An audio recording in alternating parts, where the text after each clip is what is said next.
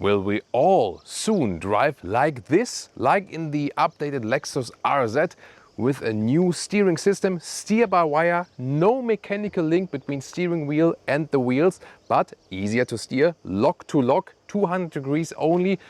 And of course this special new Formula 1 style form. You know, Tesla has introduced the yoke steering wheel first. Soon also Mercedes wants to introduce this steering form and also steer-by-wire. So is it a technology for the future? We're going to compare in driving the RZ with the steer-by-wire system and also with the normal steering wheel.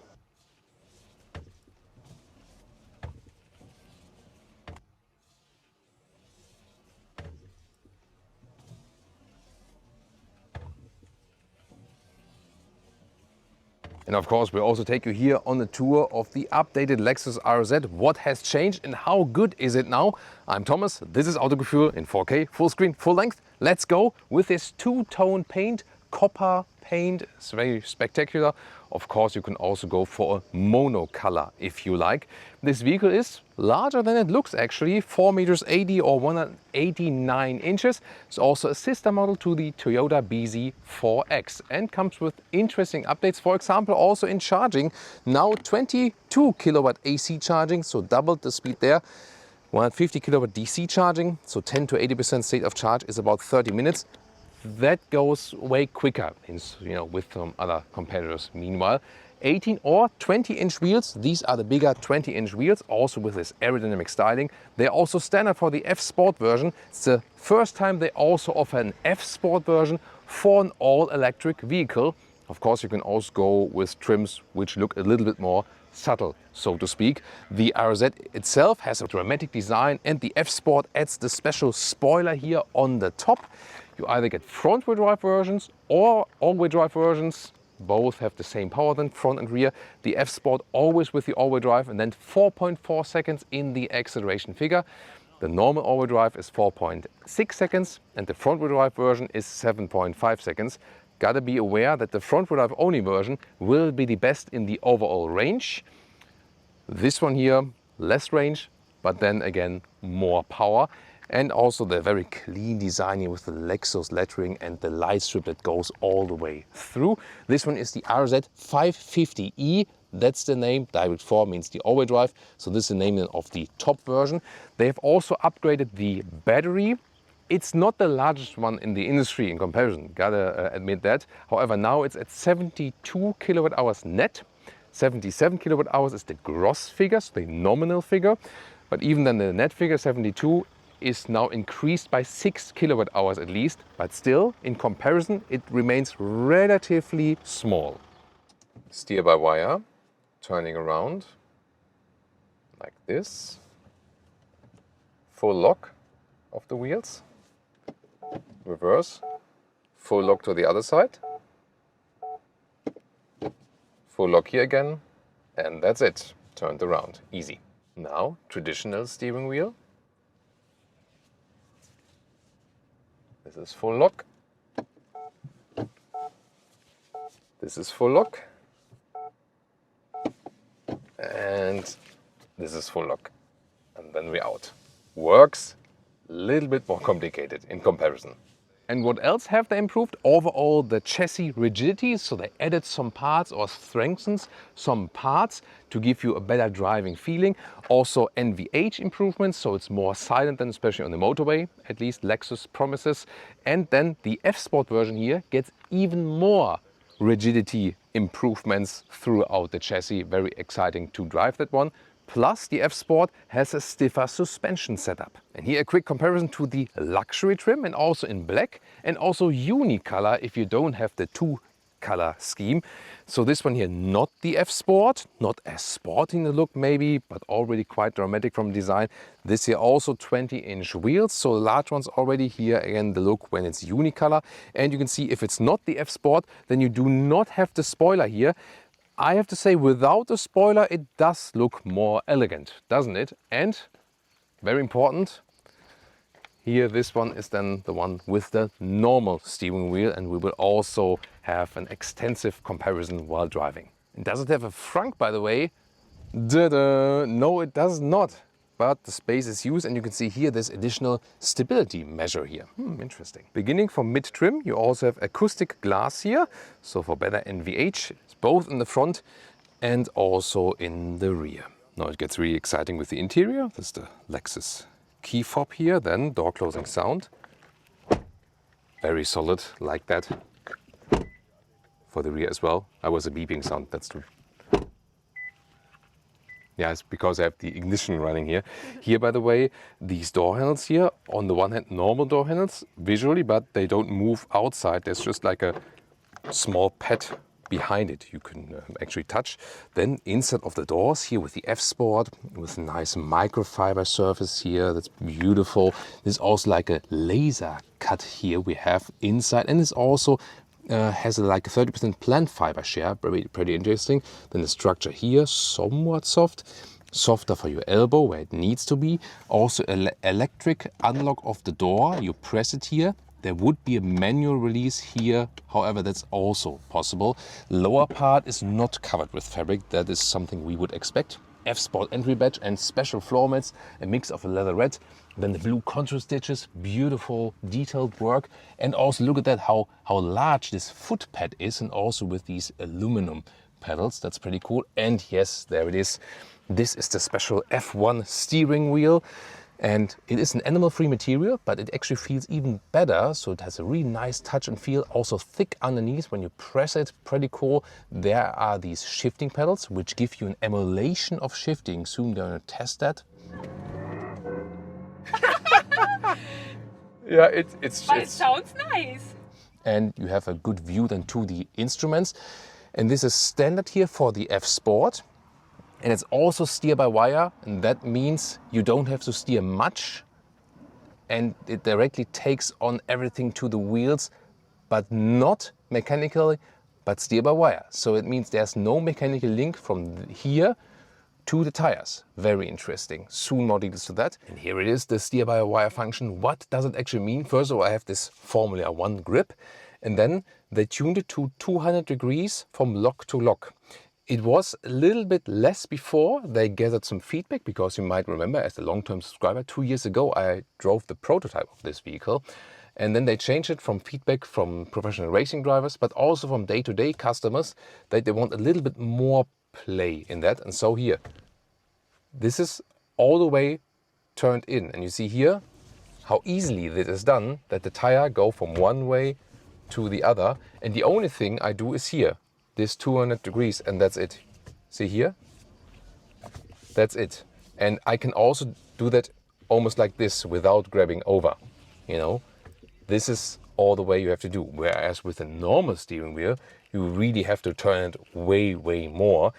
And as I said in the introduction, so this is here the combination of this form. You know, Tesla only has the yoke form. Here they have maybe not the open yoke form, but the closed one, plus steer by wire, and this really makes sense in this combination then. If it's better, we'll soon find out in driving it. And Mercedes is also playing this one. We recently had the AMG GT XX, this concept there, where they also plan this form and also the steer by wire system. So it's really the question if in future we will all drive like this really exciting development. But if it's really useful, we have to see about that, you know, when we get more experience. Then the seats, nice high-grade leather red here, perforation. You can see here then some microfiber inserts, beautiful job. And they're also very comfortable, also for tall drivers. That's pretty cool. Then we have here this updated panoramic roof. So in this F-Sport, it's also standard that you have this dimming function. So there we go. You can have it darker or brighter depending on the sun and depending on what you want on the interior. Headroom here with 1.89 m, 6'2", enough left, no problem. Then here we also have a somewhat soft dashboard here, that's pretty cool. No glove box, you know, this is the brother of the BZ4X from Toyota, and they have not planned it with a glove box here actually. Okay, middle console, no high gloss black here in this part, that's nice, it's a cool structure. Then 2-dot for the adaptive cup holders. Inductive charging pad is not cooled, however. A lot of USB-C chargers we have here. I would rather use them than honestly. Shifting is like this, down and drive, or P again, other way for reverse. This is here the M mode in the F-Sport exclusively. When I press this one, then I can use the shifting pedals here for a shifting emulation, like you maybe know from the Ioniq 5N. And it's a nice feedback here. We're also gonna try that while driving. Then here, soft for your elbow, and this is like a 2-split way, either like this or like here to store things. You can open it both ways, and always 14-inch infotainment like this. It's kind of integrated. And the climate unit is interesting because it is digital, but this is kind of like emulating your finger doing this, but then you have a haptic control. And to me, that's fine. I mean, I can easily control that while driving, and this is like a blending of analog and digital world. Driver POV, here you can see this new steering wheel fits the frame. Then you also have some controls on the steering wheel, but it's more like capacitive touch feels, not to my liking. At least we have the real jog here for the volume. Then here the digital instruments. They are not that clear to read, but the reason is, I'm not sure if it's the screen or the glass before it looks a little bit blurry, so not very crisp. However, the view to it here, because we have the special steering wheel, that one is better then. And you also get here a head-up display. It's not flickering in real life, by the way. And the main infotainment unit, 14-inch. Here's like where you change the driving modes. And yes, I would recommend to turn off this beeping sound. You can do that actually. Steering wheel heating. Here the seat cooling is available, even pretty cool. Seat heating. And this is then again the climate control. The software itself, in a premium car, you should expect more. Meanwhile here, at least you also get a route planning here now for... and here very important. Yes, good that Leah found out more about that. This is here to deactivate the speed chime, like this over speed limit EU law. That's good to find out. Yeah, but most of the time I think you say, okay, it's not the best infotainment system, so you just connect your smartphone. Rear seats, first of all, the doors here, nice cover structure, then the beautiful laser cut microfiber here as well. Also soft here, just hardback at the lower doors. Then we have the same high-grade leatherette perforation for the rear seats, ISOFIX here outsides each. And then here some adaptive cup holders, so a good build quality. You can also adjust the steering angle here, or it's a cargo position. You can sit more upright, it works, but this would be the normal like more laid back position. And here with this panoramic roof, well, it does end here, so it's more like to here, but still 1.89 meters, 6'2", enough headroom, also enough legroom, so there's enough space. Also rather low floor using the EV platform. A real power socket, pretty cool to maybe charge a MacBook or something. Seat heating for the rear seats, 2 USB-C chargers. So you have a good, good luxury features here. And I really love this laser cut microfiber. It's also pretty thick, you know, when you press it and so on. So very comfortable here. I really like the rear experience. Always when you open the trunk here, always see this additional wing in the F-Sport. Then 520 liters. Let's check it out.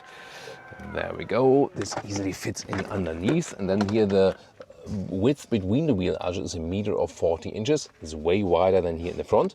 There's also a real power socket available, for example, though that comes pretty handy. Then underneath here, some more space, for example, also for the charging cables. Actually, a lot of space underneath. That's pretty cool. And then here the normal length is it's a little bit less than 1 meter, or depending on like where it closes here, like about 1 meter 40 inches. That's also pretty cool. And the total length to the front seats as we are driving, it's also pretty cool. 1.85 meters or 73 inches. And then this top cover here, it's a little bit wobbly, but it makes it also, let's say, flexible, and you can also easily store this then. And but it's actually also pretty thick, you know, also for sound deadening from the trunk and so on. And then we can go here for the height of 28 inches or 70 centimeters. And here now as a comparison, the luxury trim. And this one here also has the normal steering wheel. Soon more to that. First of all, quickly to the seats. These here are the microfiber seats, so the really fine quality, very thick, feels really cool, very soft. And also these here are available in combination with the seat cooling. So microfiber together with seat cooling is also a great combination. And I would say both are extremely comfortable. They feel a little bit more cozy, so to speak. The other ones have the advantage, the leatherette, that you can wipe it cleaner, easier. It's matter of preference. Both are excellent in the comfort. And here also, this steering wheel, also animal-free material, feels really nice. And you can see it's a standard size, standard round, and way more work when turning it around. You can see this is then full lock to full lock. And this is kind of like the normal thing, you know. But now in comparison, after having done it with the steer-by-wire, it feels like so much effort. When it was with zero, and that's it. And here now all the way around to put the wheels from lock to lock. Wow, I mean, you suddenly forget that it's so much work, and then you have to turn it around so long. Yeah, that's very interesting. But how will it translate while driving? And now we start driving with easing the car around in the parking lot. Why? Because when we did our shooting here, we always moved the cars back and forth for the best shots for you. This is, by the way, also very annoying, this reverse sound. But I realized when easing the car back and forth here, it's so much easier with this system here, because just like that, it's completely turning in off the wheels. And when I want to move the car, for example, a little bit further to the right, do like this, also then here, and if I want to all the way turn in like this, and this goes so much easier. So parking the car in and out and, you know, going back and forth, right and left, is extremely effortless. So that's actually the first pro, definitely. Then directly to the first con, you have to be mindful of your passengers. Because when I'm, for example, not used to the system and do like this, and then maybe do like this around, then you see here, Leah is getting shaken around. So you have to get used to the system, have to get accustomed to it. It's almost like with one pedal driving with electric vehicles. You know, you cannot put it on the passengers like full throttle, full recuperation. They're like, ugh. So also the same way, you have to be gentle with the steering wheel. Told you earlier, they took feedback from customers and also feedback from professional racing drivers. It was too sensitive in the prototype, so they made it a little bit less sensitive, that exactly this doesn't happen. And then when you're gentle on the steering, that's actually fine. But I'm really looking forward also to Leah's feedback today, because we'll soon, after this, hop into the normal steering version. And first of all, what I will prefer, and also what Leah will prefer, actually. This will be super, super interesting. Here, when running straight, it has no dead zone. Of course, you know, so you just steer a little and then something is happening. However, it's also speed dependent.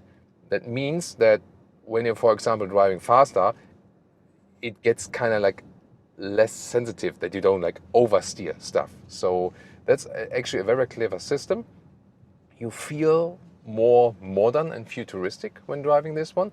It has a kind of intuitive grip and feel to it. You have a safe grip, and you know, the 3 o'clock, 9 o'clock position is usually the best always. Here also a good example here when being in the roundabout. This, by the way, here the turning indicator below the shifting pedal. So that is something you have to get used to, because you might think, it's the shifting pedal I have to use here, right? But it's actually not. It's below that. There's the turning indicator. So pretty cool here in the roundabout, because you don't have to do much then. And I mean, it even works easily with one hand, but of course you don't have to do it. Being in the slalom here, see here how much I do the slalom, although I don't move the steering wheel much. So you can always see it in the beautiful legs then, how the G-forces are applied actually. And it is fun, it feels futuristic. So on the one hand, it's pretty cool. On the other hand, if you prefer a classic natural car driving feeling, it's of course not that. However, I gotta say that for a steer-by-wire system, it still feels somewhat connected. You know what I mean? So it doesn't feel so some other mechanical links, which are then with the servo steering, they feel more artificial than this one. So considering there is no real mechanical link for this vehicle here, it still feels astonishingly connected. I also felt that earlier when we were just very, very static and were turning the wheels, you do feel some kind of artificial resistance, and it feels like you would be turning the wheels on the ground. So they have tuned that for years and years, of course, on their own test track at the Japanese headquarters. And that's why it also took so long to really implement it into serious production. As I said, 2 years ago, we've been test driving the prototype for the very first time. And I really have to say, this change works. When I was driving this one the first time, I said like, oh, that's an interesting mini tractor. So It has a good head. yeah, it's very important to wear the hat here. So when I was driving the system for the first time, I really said like, yeah, it's fancy, it's cool, it's new tech, but oversensitive. Is it maybe too much? You lose the natural driving feeling. This retuning of the steering here makes a huge difference, actually. It's interesting, right? It's like stop sign. Yeah, I think the stop sign is when the traffic light is failing, but when you actually drive to the front of the line, then you can't see the traffic light anymore, so you have to stop here. And yeah, that's why some of the new cars have this system that you have the traffic. Now it's green. That you have the traffic light view actually. There was a little one. A little one, yeah, as well. But when you have good passengers, they also watch out for the traffic lights for you, definitely. So huge upgrade here. It's fun with that steering here. It feels natural. You just have to get used to it. But that works very quickly, you know. So you drive it a couple of minutes and you're used to it. And it's really funny because on the one hand, it's relaxing because you have to steer less. On the other hand, it feels more engaging because you immediately feel like a racing driver, but not in the sense of like you have a knife between the teeth and you're like, oh, I really have to take this road. No, you are relaxed, but at the same time, it is driving fun. So yeah, last time I was very, very skeptical about this. Here with the new improvements, I think it will get its target group. So far, they calculated with 5 to 10% take rate for this top-end version because it's also more expensive, this top-end F-Sport version. Optional, by the way, this steer-by-wire system for the luxury trim, so you can also get it in the non-F-Sport version, but only optional, and in the F-Sport it's standard. What is your thought so far? Is it now good, they get because the seats are very good. Yeah, they hold you tight. Seats are holding us. Good, It's good. Seats are holding us tight, and then also when I maybe exaggerated a little bit on the steering, that's actually fine. Then we can also show you some of the acceleration, just like from low speeds. Let's see. We can go into the sport mode. Let this car pass. Then it's actually an old Lexus. Yeah, That's cool. What a coincidence. nice one. Yeah. we paid this guy to drive it. Yeah. So we just do some 0 to 50. Yeah, Leah's head is on the head restraint. Let's go. Oh, that's it. Woo! Woo! Pretty cool. We also have some sound emulation there. And talking about emulation, now to the second main aspect about this vehicle, manual mode. Ooh, and now we shift ourselves. So that means, for example, when I go here into, I can go 4th gear, for example, now. It's kind of like slow acceleration, like in the high gear. So I have to be in the right gear. What the hell? Yeah, it sounds nice. It's interesting, right? I mean, does sound funny. I mean, yeah, you guys hear the sound, and I have here the shifting pedals. I have to move my hands up a little bit further to hear that actually. And it's really like when I'm in the lower gear, like with the combustion engine car, I'm in the lower gear and then I cannot drive much further because it's kind of like stuck in that gear. I really have to upshift. That's interesting. Yeah, Hyundai Ioniq with the 5N, they introduced this system first, kind of like this emulation. Okay. I mean, it sounds a little bit thin, Yes, But probably not so bad. Probably they didn't want to have like. Let's exit further.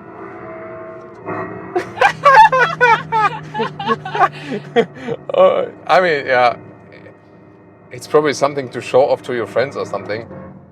I don't know. It's fun. It's unusual. It's unique, definitely. Sound-wise, I think you should have put like a little bit more strength to the sound. I feel like Yeah. that. I mean, And why? it's very loud. Yeah. It's kind of loud, Yeah. but thin from the sound. I mean, you could have maybe emulated a true V8 naturally aspirated engine or something. That would be cool. It is funny because you do feel a sense, like a sense of speed with that. That is true. Yeah, I mean, you can have a little bit more fun with it, maybe. You shift down in front of the corner. Now again, then you can shift up at the end again. Yeah, I don't know. I mean, it's But fun you have to have a it. racing feeling? Yeah, yeah, you A have. little bit? You In have your a little. own vehicles? Nice. Yeah. Yeah. Why not? Why not? I mean, it's also you don't have to use it. It is there in the F-Sport, only for the F-Sport. Would I use it? Maybe when I want to show off to my friends for once, say, hey, look at the cool feature in my car or something like that. But maybe not on the regular scene. Yeah. Okay, it's another feature. Definitely want to show that to you. But quickly onto the rest, we can also go back here again, and here we can also go to the normal mode. Suspension, I think, is really nice. Although we have 20-inch wheels, it's comfortable. And I think they found a good setup between the car is not shaking much. I also feel that although it's a heavy electric vehicle, we don't have this effect of getting sick. Yeah. So the It's okay, yeah. I had the same feeling, you know. So it drives agile. It feels lighter than it is. Then the special steering. Soon going to compare that. And it's also, I feel, very silent, like this NVH of maybe at some point we also have to compare it on the German Autobahn at really high speeds. Top speed is 180 kilometers. Yeah, sometimes surging with the turning indicator here below the shifting. That's a little bit, yeah, it doesn't come that handy, you know. You're really searching for this one here. So 180 kilometers an hour, 112 miles per hour is the top speed for the all-wheel drive version. Would be 160 kilometers an hour, 100 miles per hour for the front-wheel drive version. So the overall driving feeling of this vehicle here is really, really good. And you also feel that from the sophistication, it's also like one level above the BZ4X, although of course they share the same tech. And now we hop to the normal steering here in the luxury trim, so not the F-Sport. Could get the yoke for this one optionally theoretically, and this one also here with a softer suspension setup. But first of all, to the steering here in the roundabout. I mean, see here in this roundabout, it's not too extreme how I have to steer, but with a little bit more effort. You've seen this preview earlier when you really have this easing around the car in a parking lot situation, or you turn around, make a U-turn, or go back and forth on the road. Then thank you for cleaning this up. Yeah. Yeah, somewhere. Thanks. Sorry. That's good. Yeah, back to the car. Oh, these guys are driving quite quickly. So, I mean, you on the one hand have the just normal feeling to this vehicle, right? And that's not a bad thing. So it's absolutely fine to buy this and to drive this with a normal steering. It doesn't have a dead zone area. So here small commands are directly transported to the road. It feels also very natural, the overall steering. So I like this steering. Is also a nice form to it. Here the shifting pedals are, by the way, then the recuperation. So I can have like very strong recuperation by this then here when I turn these. Pulling on this on the right side then is less recuperation and more rolling. And they also feel pretty good feedback. So I would have nothing against this vehicle in the base setup here. Good steering feeling is absolutely fine. And it's also relaxed, definitely. But the question is, which one is better? I think it's rather the question, which one you like best? Yes, of course. Not sure which one is better in a way. In a technology sense, of course, the new is better, yeah? Because it's just more flexible, so to speak. So especially when easing the car in and out, it's just less effort. And this one, again, feels more traditional, more classic, but it's also good. But definitely the other one is more engaging to drive, but not in the sense of I have to race everything, but I would really say it's more fun. And this is a really cool thing, because when I drove the prototype 2 years ago, and I also did this head-to-head comparison, first the new, the modern one, and then this one here. And that at that point 2 years ago, I said I will pick the traditional one. And now I really have to say, I mean, a new one is not necessary. The vehicle is absolutely fine with this one here. But let's take it that way, it adds a new, special, unique character to the vehicle. And that is something, you know. So at this moment, no other car is offering that in the same way. So it does give it something special, you know. So you drive this vehicle and you have the feeling of having something special. That's the cool thing. But once again, nothing to take away from the classic approach here, which is also cool. And suspension is better. Oh, interesting. So Leah likes the suspension better here. Yeah. So this being not the F-Sport luxury trim, the suspension, although it's both 20-inch wheels we had here, I wouldn't say the suspension is super soft here, but definitely the other one, also from the suspension, a little bit more engaging to drive. And here a little bit more forgiving than when you have potholes, or here when you have like wave in the road. The other one is a little bit more direct than. This one here shaking out things more. And it's interesting that, so Leah directly had this preference. Sometimes Leah even prefers the sportier setup for the vehicles, because then maybe you don't get shaken around so much. But from the steering, do you feel anything as a passenger that is it calmer this way? Yeah, is it? It's calmer. Is it? Yeah. Interesting. Yeah. I mean, maybe it's still getting used to it, but you might think that it's not so direct. Yeah. A little bit more. Yeah. Yeah. I mean, here everything is kind of like in comparison a little bit delayed. You know, like the steering comes less direct, less quick, and even if you get used to the new steering, probably you will still race a little bit more. Race. Yeah, exactly. Race a little bit more. Exactly. So, yeah. I mean, so probably if you more think in a passenger sense, the classic approach it is. If you more think in a driver's sense, the new steering it is. As I just said, purely from the steering, the new one is really a lot of fun for the driver, very engaging. At the same time, it doesn't feel that unnatural, although it is unnatural, you know, without a real steering link and so on. But the normal version with the classic setup is also fine. They both ride very, very well. Matter of preference, the technology side, the driver focus side, or more the classic or the more comfortable side. It feels really sophisticated, this car. This is definitely on the pro side. What is on the con side? Everything infotainment instrument wise, already a little bit outdated. Charging should be quicker. The DC charging, AC charging is now quicker definitely with this 11 to then now 22 kilowatt upgrade, but DC charging should be quicker.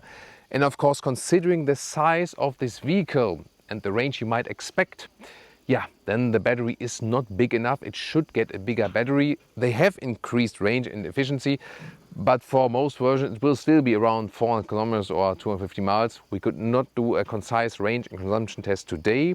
The environment did not really allow it. We would need to go like motorway, 130 kilometers an hour cruise control or 120 kilometers an hour cruise control, and then give you an update on that. If you're interested in that, feel free to ask in the comments, then we can maybe do that again at a later stage. The all-wheel drive version will, depending on how you use it, maybe even have a little bit less range than the front-wheel drive version, maybe a little bit more. So always depending on the weather conditions. When it's really hot, like here, then it's usually fine for the EVs, because even if you put the AC to the max, it doesn't do so much consumption, and then it's rather bad when it's really, really cold. But even, at least they did the update there, when you go DC charging in winter times, even at minus 10 degrees Celsius, then it's still that 30 minutes from 10 to 80% state of charge, at least that, before they had a problem with that. And last but not least, the pricing, you'll end up somewhat between, with the German's reference price, like 60 to 80,000 euros, front wheel drive, low trim, all wheel drive, high trim, and so on. So this is like the, you know, the rough spectrum, so to speak. And then again, the problem is, for that price, this small battery in comparison, that is of course a problem of this vehicle. Then again, you have a very unique offering and these typical Lexus interior features. I really love the interior build quality, for example. And of course, this F-Sport version with the new special steering technology does give you still a very unique offering on the market. And now check out the brother, the BZ4X. or some of the competitors.